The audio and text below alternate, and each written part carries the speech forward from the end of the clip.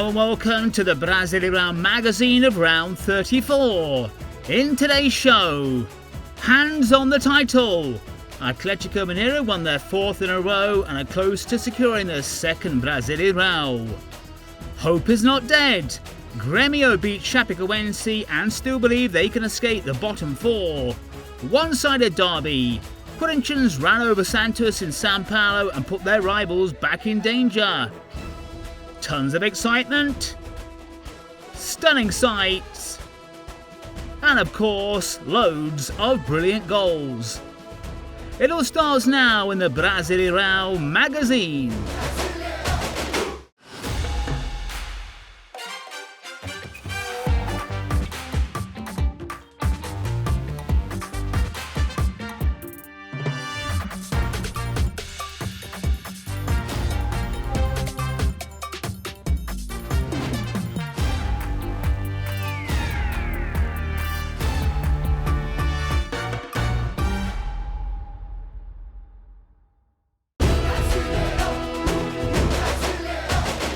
Atlético Mineiro and Juventude went head-to-head in very different situations going into round 34.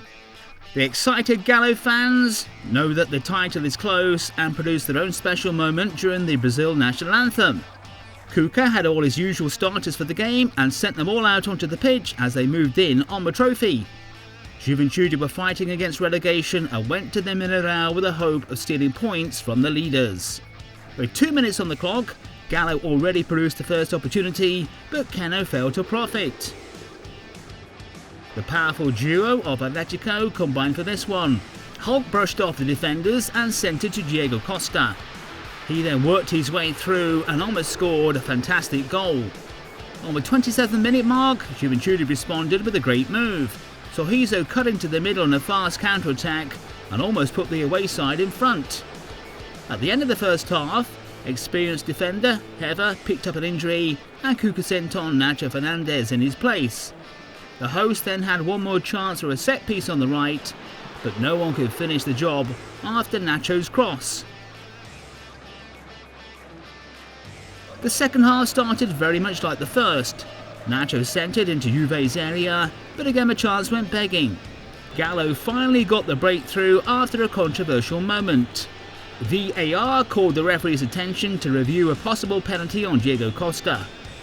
A decision that raised some eyebrows. Hulk converted to open the score as the stadium erupted. Hulky, calm, cool, collected, ice running through his veins. He goes one way, Douglas Friedrich goes the other. And just like that, the scoreboard at the Mineirão reads Atlético Mineiro 1.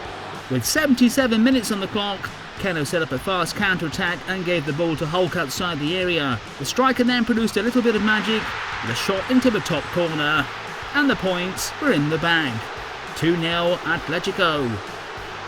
It's now just a matter of time before Galo take their first Brasileirao title since 1971. After 3 wins in a row, this loss left Juventude heavily involved in the relegation mire.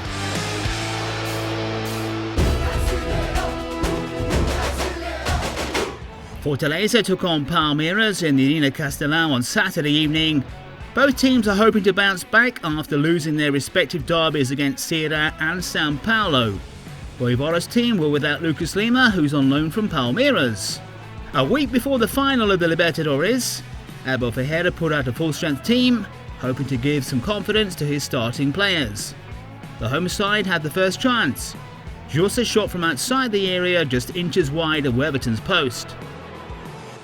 Fortaleza went on the attack again with a long shot. Hobson advanced on the left, cut into the middle and hit a powerful strike which sailed over the bar. Pikachu sent the ball into the area with a free kick and Benevenuto headed in the goal area. He forced Weberton into a great save. More pressure from Fortaleza. The hosts were on top and it was just a matter of time before they got what they deserved. David shot from a long distance. Weberton failed to secure the ball and Hobson took full advantage in the follow-up to open up the score in the Castelão. Goal!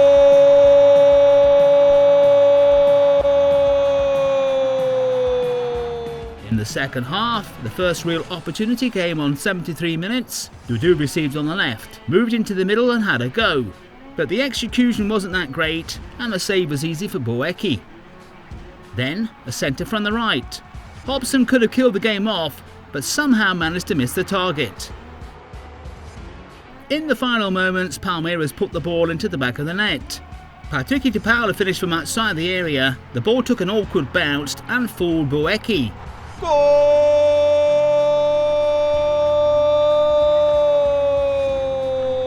But VAR came into play, with Gustavo Gomez being caught offside. Calls off the goal of Patrick de Paula. The Greens even had one last attempt with Wesley. He was in a great position to equalise but failed to beat the keeper, who produced a good save to secure all 3 points for the Lions. Game over in the Castelao, a much needed win for Fortaleza. Palmeiras now face a make or break game in the Libertadores final next weekend against Flamengo.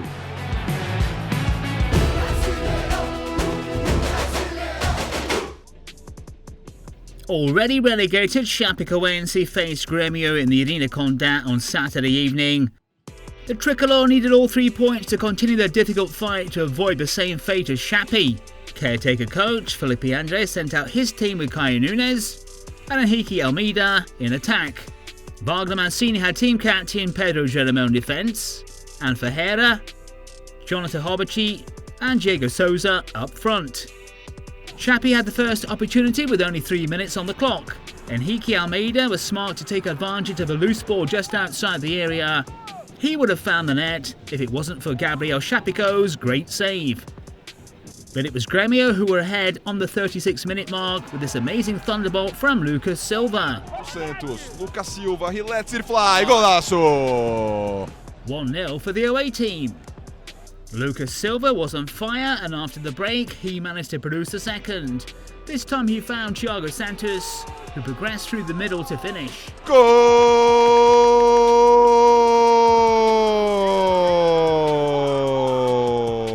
With 75 minutes on the clock, Lima centred, and after a mix-up in the area, the unfortunate Bruno Cortes sent the ball back into his own net. But only 5 minutes later, Cortes redeemed himself when he delivered a good cross. Goal!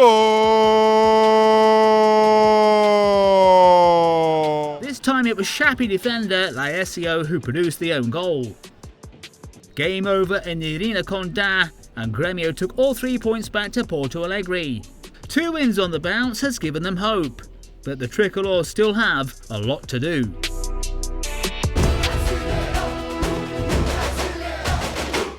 Fighting against relegation, Atlético Goianiense came up against Ceará in the Antonio Ascioli Stadium, but hadn't scored in the last 5 games.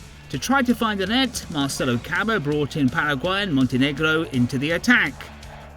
Ceará had found some form, prompted by Vina, who'd finally returned to his old self and was delivering once again. The Dragons started the game on top. In his first game as a starter, Jefferson sent it to Dudu. From fullback to fullback, and then the shot just wide of Hitchard's post. In a well-constructed attack, Marlon Freitas found Janderson on the right, but Hitchard produced a good save to stop the Dragons yet again. The away side then went in front, with who else but their key player. Vina's free kick took a slight deflection before flying into the back of the net. Was a wonderful delivery, and Ceará break the deadlock here. Ceará 1-0 up in the Dragons' den, but the advantage didn't last too long. Less than 10 minutes later, João Paulo produced the goods to put his side level. Again, another deflection for the goal, this time off Mejores. And that will certainly get the crowd on their feet. With only 5 minutes left to go, the home side mounted the pressure. João Paulo gave the ball to André Luiz. He turned on the defender and finished, but his effort went wide. The Dragons went all out for the winner. Ronaldo sent his delivery into the area as Roberto got the ball to Lucao, who failed to make proper contact, and Hitchard made a point-blank stop. Lucao then had another chance and this time hit his shot well, but once again Hitchard produced another incredible save. Game over and a share of the spoils in Goiânia. Not a great result for Atlético, who are in real trouble, but at least they had the full support of the fans. Internacional and Flamengo locked horns in the Beira-Rio. The team from Porto Alegre were battling for a top 6 finish, while Flamengo divided their attention between pursuing Galo and preparing for the Libertadores final. Diego Aguirre used the best he had to try to beat Flamengo's powerful squad, while Renato Portaluppi welcomed the return of Arrascaeta after a long period out through injury. But what a start for the away side. Flamengo quickly produced an attack and Gabriel got possession. He adjusted the ball before firing home into Lomba's bottom corner. Flamengo ahead soon after the kickoff. There's a goal of Gabigol confirmed by the fans of Flamengo. 7 minutes later, the Rubro-Negros produced some more magic. Player of the season candidate, Michael was at his best before finding Vitinho. Gabi came up with some trickery before the ball fell to Everton Ribeiro. The Brazil midfielder put it on a plate for Andrés Pereira, who delivered the goods in style. Brilliant work of Gabigol, of Everton Ribeiro, and the finish for Andrés Pereira. A sensational team goal for Flamengo to make it 2-0. Another counter-attack for the Rio side. Everton Ribeiro carried the ball forward before spotting Vitinho on the left. He waited for the defenders to close in and then sent the ball to Gabi on the opposite flank. This should have been 3-0, but the striker missed the target. Inter responded near the end of the first half with a deadly counter-attack. Tyson combined with Palacios and finished with his right to find the back of the net. A perfect counter-attack for Internacional. 2-1, and what a game in the Beira-Rio. The Colorado tried to draw level. The host pushed forward and Patricky got in a shot that beat Diego Alves. But David Luiz cleared the danger right on the goal line. Back from the break, Flyer kept up the pressure. Vitinho gave it to Michael on the right. He moved forward and his centre took a slight deflection, prompting Lomba into a difficult save. After a corner kick, Patricky headed at the far post and once again beat Diego Alves. But this time it was William Morao who appeared at the last moment to save Flamengo. Tyson got the ball outside the area and aimed for the top corner, but his shot missed by inches. And that was that. Days before the Libertadores final, Flamengo managed to secure a great win to keep leaders Atletico in their sights. 3 defeats in their last 4 has left Inter's chances of making the top 6 in doubt. Corinthians clashed swords with Santos in the Neoquímica Arena at a tense black and white derby on Sunday afternoon. The stakes were high as the Musketeers were looking for a way into the top 4, while the away side wanted to ward off the threat of relegation. Silvinho set up Corinthians with Duqueiroz replacing Juliano and Gabriel Pereira, Joe and Jorge Guedes in attack. On the other side, Fabio Carrilli had to make do without Mourinho, so Diego Tardelli and Marcus Guilherme led the line. Right from the start, Corinthians dominated the match. Jorge Guedes combined with Joe and shot, but João Paulo managed to block the effort with his shoulder. On the 30-minute mark, Jorge Guedes kept the ball after a mix-up, exchanged passes with Renato Augusto and struck, prompting yet another good save from João Paulo. Santos managed his one attack in the entire first half. Felipe Jonathan centred and Diego Tardelli headed just inches wide. But before half-time, Fagner advanced, powered his way through the defenders and gave it to Joe. But he missed the target when he was in a great position to score. Santos were able to hold off the home team during the first 45 minutes, but collapsed after the break. Jean received from Duqueiroz in the area, turned his man and shot into the bottom corner. Joe on the score sheet, Corinthians on the scoreboard. 1-0 for the Musketeers after completely dominating the match right from the start. Minutes later, Gil got on the end of a Jorge Guedes corner and demanded a good save from João Paulo. With 85 minutes on the clock, Renato Augusto crossed after recovering the ball. Gil got a slight touch and Joe pulled it back quickly for Gabriel to shoot into the back of the net. 2-0 for Corinthians in the black and white derby. Joe sets it up nicely for Gabriel to tuck it into the corner. No chances whatsoever for João Paulo. The veteran striker, Joe, then got a standing ovation from the fans after the goal and assist. The win ziplined Corinthians into the top 4. Santos are not yet clear from a drop. Tied with 45 points in the middle of the table, Fluminense and América Mineiro went head-to-head at the Maracanã, with both teams looking to book a place in next season's Libertadores. Marcão sent out Fluminense with FECHA as the main man, but the number 9 hadn't scored for 2 months. Marquinhos Santos repeated the same formation from a draw in the last round against Atlético Goianiense. Right on the first minute, the home team attacked. Caio Paulista received a long pass, got inside the area and shot, just inches wide of Cavicchioli's post. Flu opened the score right at the end of the first half. Marlon sent the ball into the area with a free kick. Caio Paulista headed into the middle, and Luis Henrique finished off the move. Goal!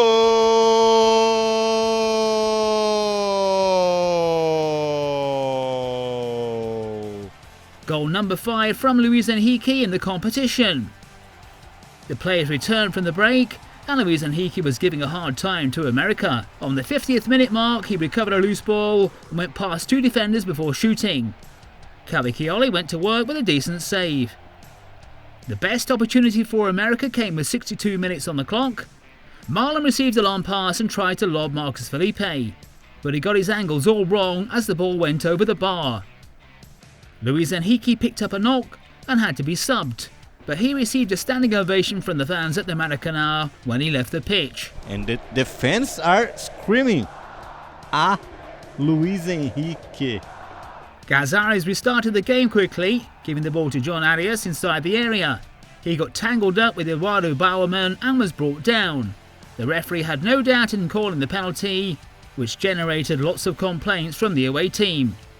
FECHA converted and put away goal number 196 in 359 matches for the club. Goal!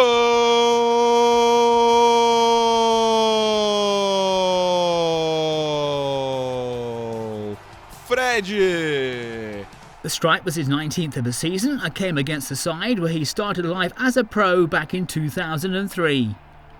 End of story in the Maracanã. Flu's win 1, lose 1 sequence continued as they moved on to 48 points. America stayed slap bang in mid-table.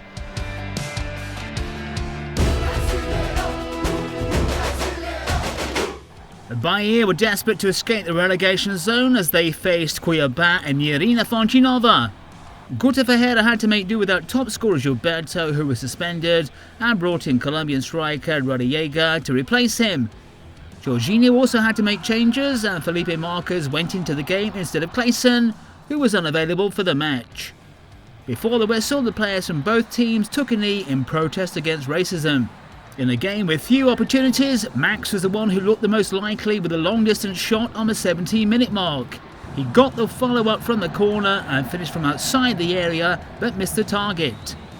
4 minutes later, Cuiabá went on the attack again. Felipe Marques received a gorgeous pass from Max.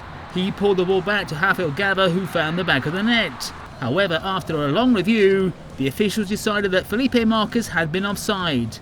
Another controversial decision in the competition. The Dourada then got involved in another VAR episode. With 38 minutes on the clock, João Lucas sent it to Jennison, who headed home after beating Delano Fernandes. But once again the referee was called to VAR and decided that the number 9 had fouled Nino Paraíba when he went for the header. Cuiabá denied for a second time. Bahia created more chances as they went on the attack in the second half. Rossi received the ball from Rodallega and struck from a distance. The powerful shot stayed low but vaulted it just enough to save Cuiabá. In stoppage time, the home side had their best opportunities. Rossi centred from the right and Rodallega out-jumped Paulão to head onto the crossbar, much to the despair of the Tricolor fans in the Fonte Nova. The scoreless draw kept Bahia in the bottom 4. Cuiabá had to settle for the point, but they will feel they should have been heading home with all 3.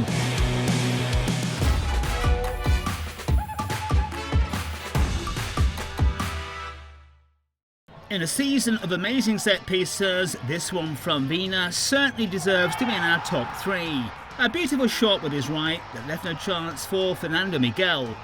Sierra's Vina in our top 3. And into the back of the net, that ball just flew in, a great curl. But what a terrific strike that was from the man in top form.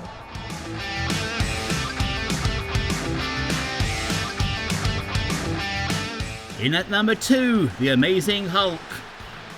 The striker received possession from Keno in a counter-attack and fired a rocket straight into the top corner.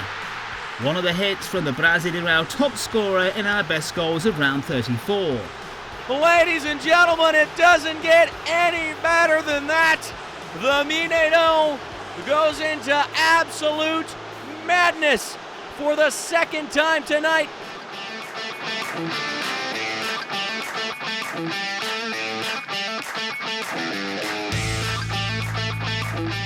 In first place, Andrés Pereira of Flamengo, and what a strike it was.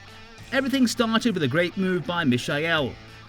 He advanced forward and found Vitinho, who controlled it and pulled it back to Gabi outside the area. Then Everton Ribeiro produced a sensational pass, and Pereira came up with the magic with an amazing first-time shot into the top corner. This collective beauty is the best goal in round 34 of the Brasileirao Açaí.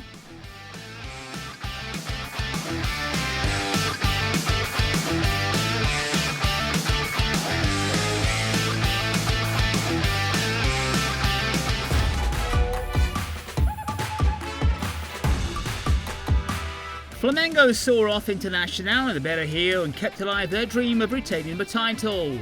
Those 3 points away from home were only possible due to the amazing performance of David Luiz.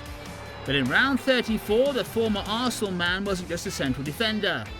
He also stepped up to save the day when the keeper was beaten. So, for the first time this season, the best save goes to defender David Luiz.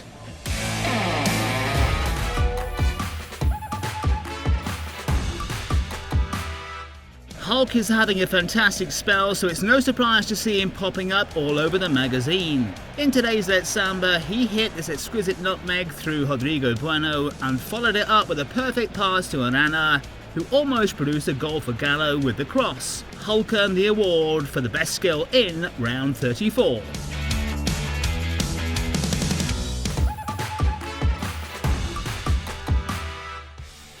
It's time now for us to take a look at the players and the manager who caught our eye in round 34. Between the posts, we've gone for João Paulo of Santos. At right back, Chinga from Fortaleza.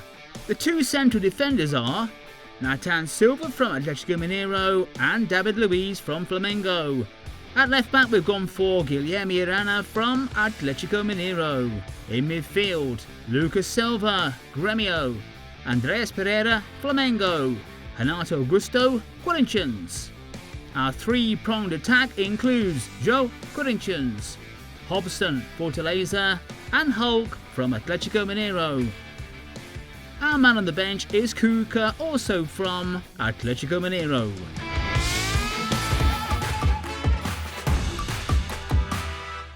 The night could not have gone any better for Hulk. His words leaving the pitch on Saturday were, "It was amazing." The striker scored twice in Atletico's win over Juventude, leaving Gallo even closer to the title.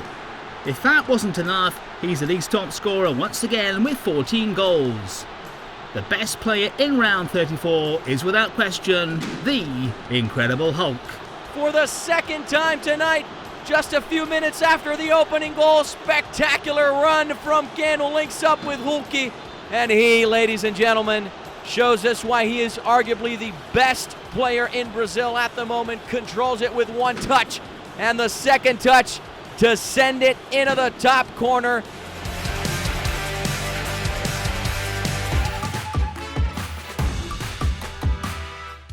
Libertadores in sight. Corinthians beat Argentina's Santos and finally joined the top four. Their spot in the group phase of the Libertadores seems to be getting closer every round.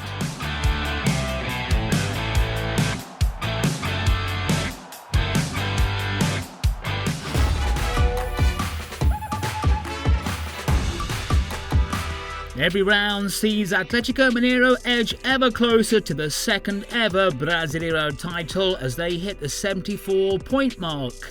Behind them are Flamengo on 66, Palmeiras 54 and Corinthians join the top four party. Fortaleza on 52, Bragantino also on 52 complete the 5th and 6th places. Still in the wrong end of the table are Santos, who are on 42, São Paulo have 41. Juventude are just outside the bottom 4, but the sides who are in the relegation zone are Bahia, Grêmio, Sport Recife and Chapecoense.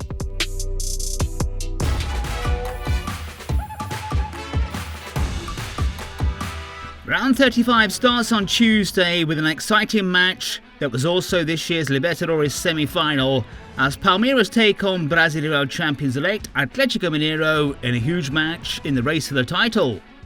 On Wednesday, Fluminense face Internacional, and on Thursday we've got Santos against Fortaleza and Ceará Corinthians.